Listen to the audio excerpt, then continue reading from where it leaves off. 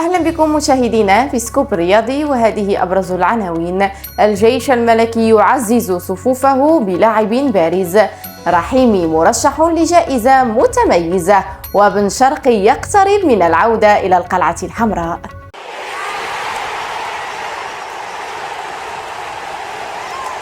أهلا بكم من جديد. حسمت إدارة الجيش الملكي في التعاقد مع يوسف الفحلي مهاجم نهضة بركان بعد أن أصر على عدم تجديد عقده مع النادي البرتقالي. وبات الفحلي خامس لاعب ينتقل للعساكر خلال الميركاتو الصيفي بعد كل من أكرم النقاش وأنس باش وهشام بوسفيان، إضافة إلى المدافع الكونغولي هينوك إينونغ. هذا ويمني الجيش الملكي للمضي بعيدا في المنافسة المحلية والقارية والمتمثلة في دوري أبطال إفريقيا.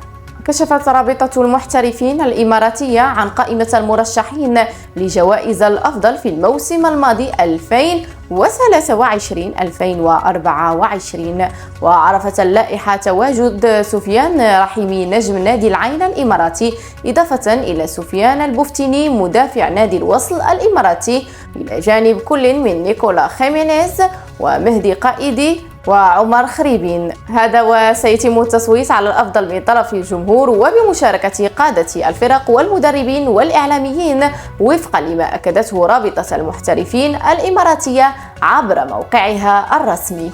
وفي آخر خبر، كشفت مصادر سكوب رياضي أن أشرف بن شرقي يقترب من مغادرة أسوار نادي الريان القطري، وتبعدت المصادر أن بن شرقي يوشك على التوقيع لنادي الوداد الرياضي لسنة واحدة. هذا وسبق لبن شرقي أن جاور الوداد في الفترة بين 2014 إلى غاية 2017، مسجلا خلالها 13 هدفا في 45 مباراة، ويظل هدفه في مباراة الأهلي في نهائي دوري أبطال إفريقيا أبرز إنجاز في مساره. مشاهدينا، وصلنا إلى ختام سكوب رياضي، ألقاكم في الحلقة القادمة. إلى اللقاء.